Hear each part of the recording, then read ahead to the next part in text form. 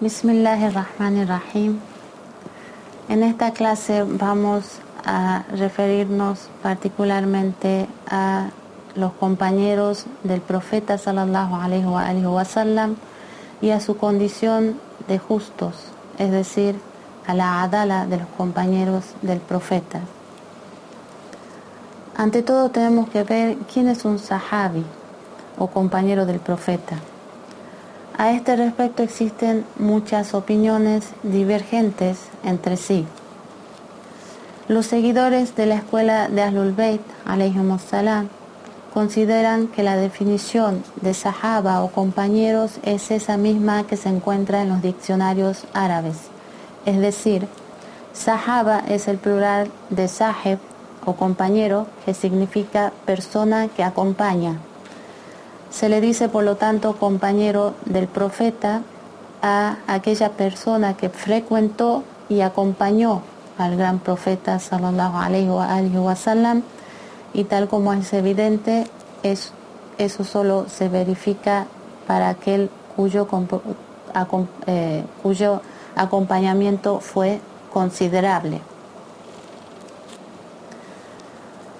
La opinión de los sabios sunnis también es divergente. Entre ellos mismos difieren entre sí. Por ejemplo, Sa'id ibn Musaib considera sahabi a alguien que haya vivido junto al mensajero de Dios sallallahu alaihi wa sallam durante 1 o 2 años y que lo haya acompañado en 1 o 2 batallas. Ahmad ibn Hanbal considera sahabi a alguien que haya visto al mensajero de Dios sallallahu alaihi wa sallam durante 1 mes, 1 día o incluso 1 hora. Bukhari dice que todo aquel que haya participado en una reunión con el profeta o lo haya visto es un sahabi. Ibn Hajar al-Asqalani dice: sahabi es alguien que ha visto al profeta teniendo fe y partió de este mundo siendo musulmán, ya sea que su trato con el profeta haya sido prolongado o corto, ya sea que haya transmitido hadices del profeta o no, ya sea que lo haya acompañado a las batallas o no. Incluso lo es aquel que lo haya visto solo por un momento sin que lo haya tratado, o incluso aquel que debido a algún impedimento como la ceguera no lo haya visto. Raghib al-Isfahani, que es un sabio sunni, autor del famoso diccionario al-Mufradat, sostiene que se le llama sahabi a alguien que haya acompañado bastante al profeta por un tiempo prolongado, y según él, la condición de ser compañero y el que se verifique el hecho de compartir reuniones implica que eso hubiera tenido lugar durante un tiempo considerable. Y esta es también la opinión de la Shia. Esta definición es aceptable para la Shia. En cualquier caso, los compañeros del profeta que creyeron en él durante toda su vida, convivieron con él y le acompañaron, gozan de un respeto especial ante los shias imamitas, y esto sin hacer distinción entre aquellos compañeros que murieron mártires en las batallas de Badr, Uhud, Hunayn o Handaq, o aquellos que permanecieron con vida después de la muerte del profeta sallallahu alaihi wa sallam. Pero la pregunta que surge aquí es si acaso todos los compañeros, sin excepción, fueron personas piadosas, exentas del error y del pecado y justas. Antes de responder a esta pregunta, tenemos que aclarar que nuestro propósito al analizar el tema de la adala o condición de justos de todos los compañeros no es destruir la imagen de aquellas personas que se adelantaron al Islam, de las primeras personalidades del Islam que atravesaron muchísimas dificultades en vías de divulgar el Islam de auxiliar al profeta y que para elevar la religión de Dios pasaron incluso hambre, tuvieron que abandonar su patria y emigrar, se sacrificaron en los campos de batalla y no escatimaron esfuerzo en el camino de divulgar la palabra de la verdad del monoteísmo y la justicia, sino que pretendemos reconocer y distinguir a aquellos compañeros que fueron veraces, piadosos y justos de aquellos que no lo son, a fin de que sepamos si podemos confiarnos o no de los hadices que transmitieron, de sus testimonios, a fin de extraer las verdaderas enseñanzas del Islam. Con relación a la condición de justos de absolutamente todos los compañeros, hay dos opiniones diferentes. La primera es que todos de ellos, sin excepción, ostentan un halo de sacralidad, siendo todos absolutamente personas virtuosas, puras, piadosas y justas. Es por este motivo que cualquiera de ellos que haya transmitido un hadiz del gran profeta sallallahu alaihi wa sallam, eso que ha transmitido es considerado correcto y aceptado, no pudiéndoseles hacer ninguna objeción ni cuestionamiento. Y si hubieran realizado alguna acción indebida estos compañeros, entonces deberá justificarse esta acción indebida. Esta es la creencia de la mayoría de los sunnis. Otra creencia es que si bien entre los compañeros del profeta hubo personas distinguidas, piadosas, abnegadas y justas, también entre ellos se encontraban personas hipócritas e indignas, de quienes el mismo Corán y la tradición del profeta se han desentendido. Esta es la creencia que es aceptada por la Shia. Ahora, desde que en lo concerniente a la edad, a la experiencia personal y a la cantidad de tiempo que estuvieron con el profeta, los compañeros fueron completamente diferentes, es natural también que el nivel de desarrollo y guía y conocimiento de estos compañeros también sea diferente, y también sea diferente el nivel de justicia y confiabilidad que tuvieron estos compañeros. Y no se puede alegar que todos los compañeros, con el solo hecho de haber hablado y acompañado por un momento al profeta, ya todos tienen el juicio de justos y confiables, como si se tratara de una alquimia que transforma el metal de la existencia en oro. Porque sabemos que el profeta utilizó métodos naturales y no milagrosos para guiar a la gente, y no que el alma de su interlocutor haya sufrido una transformación alquímica con el primer encuentro que tuvieron con el profeta. Por lo tanto, lo que implican los principios de formación y instrucción es que algunos compañeros tuvieron niveles elevados, otros tuvieron niveles intermedios y otros tuvieron niveles bajos.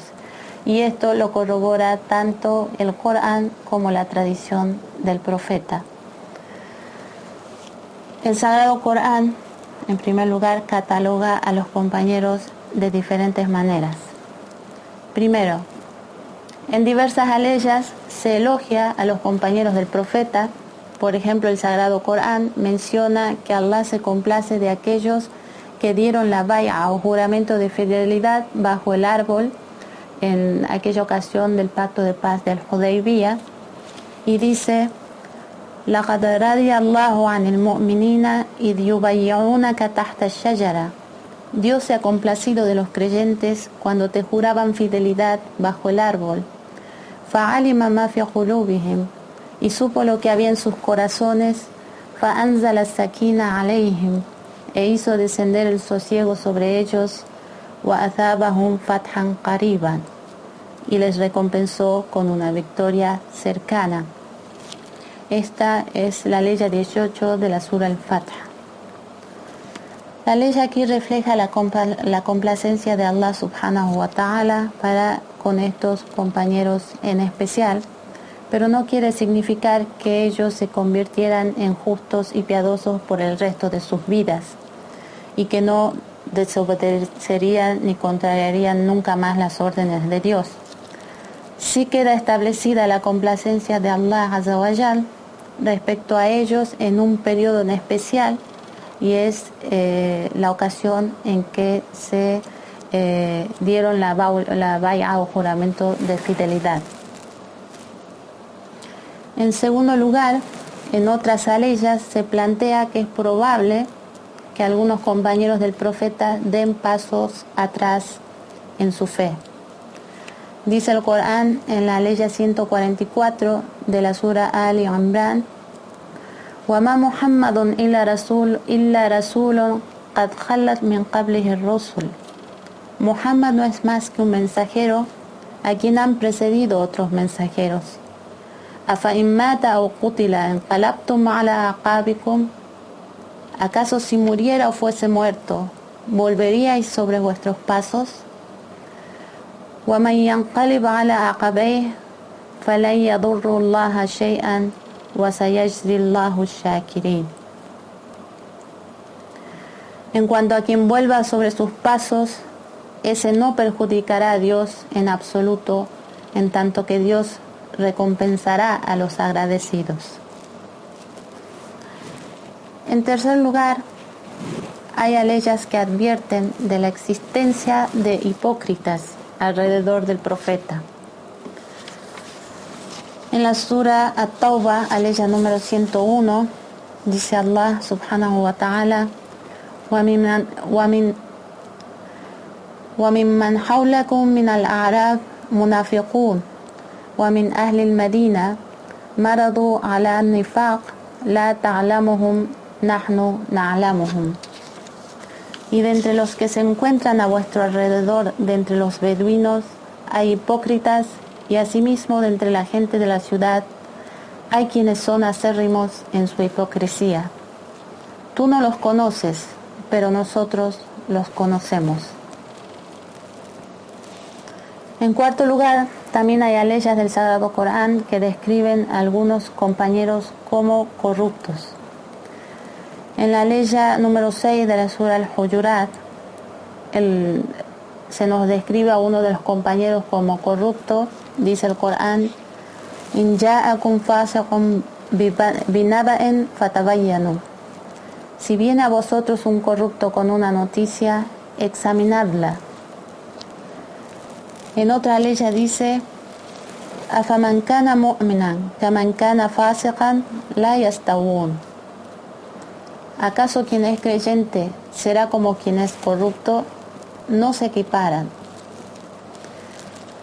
Ese corrupto a quien se refiere esta ley, que es la número 18 de la Sura Sajda, según lo testimonia la historia, es Al-Walid ibn Uqba, quien se contaba entre los compañeros del mensajero de Dios, y a pesar de su condición de compañero y de ser uno de los muhajirin, de los emigrantes, las cuales son dos grandes virtudes y méritos prominentes, no pudo preservar esas dos virtudes, sino que su mentira contra el clan de los Bani Mustala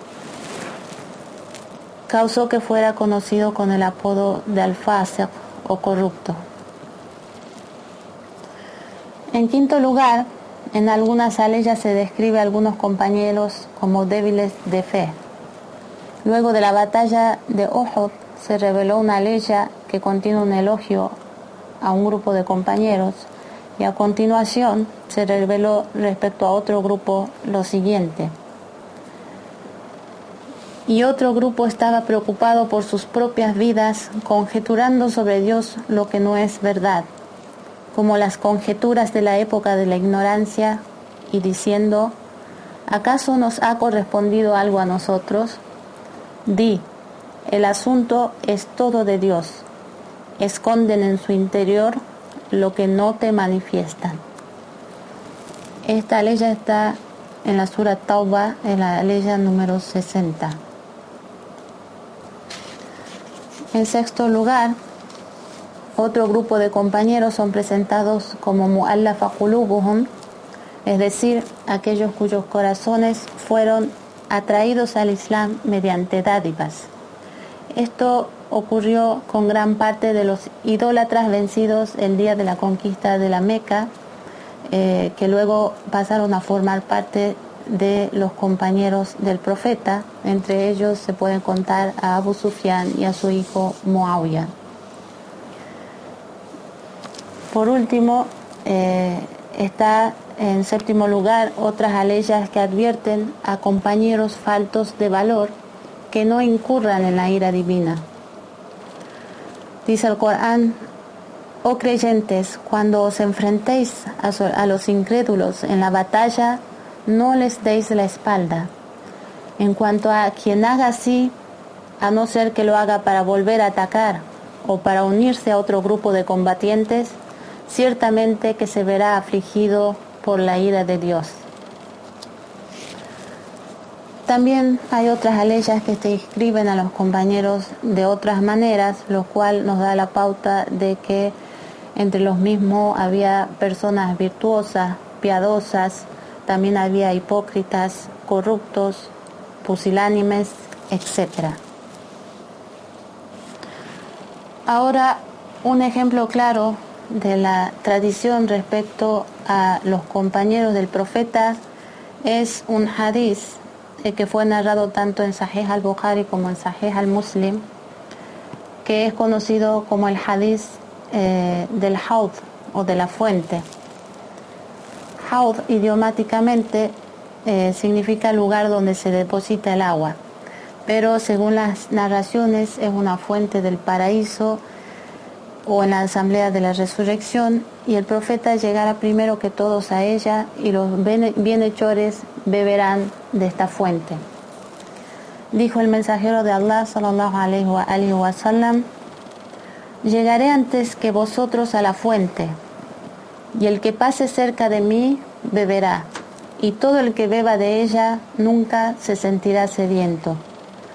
Vendrán hacia mí personas que reconoceré y que me reconocerán, pero estaremos separados.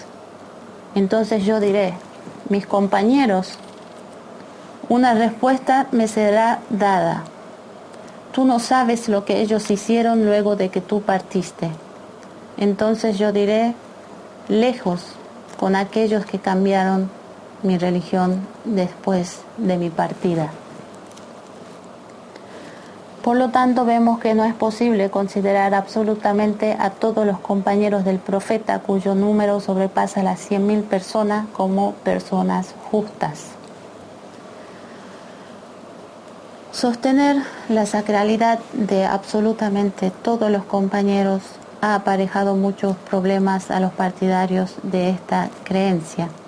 Por ejemplo, en los libros de historia famosos y confiables de los sunnis, entre ellos los Sihah, o libros confiables de los sunnis, se transmiten violentos enfrentamientos que se dieron entre los compañeros del profeta, de manera que no podemos considerar virtuosas y justas a las dos partes, porque esto sería como aceptar la unión de los contrarios.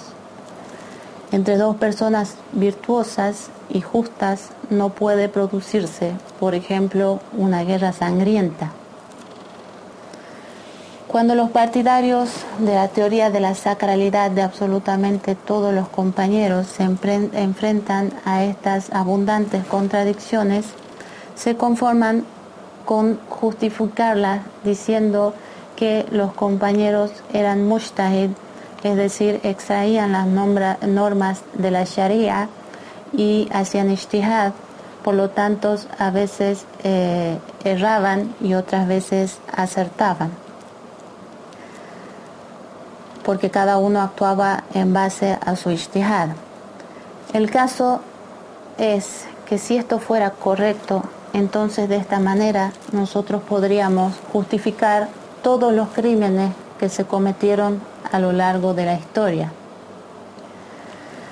Inshallah, en la próxima clase hablaremos sobre las particularidades jurídicas de los shias imamitas en la cuestión, como la cuestión del ijtihad y otros temas más. Wa akhiru da'wana an alhamdulillahi rabbil alamin.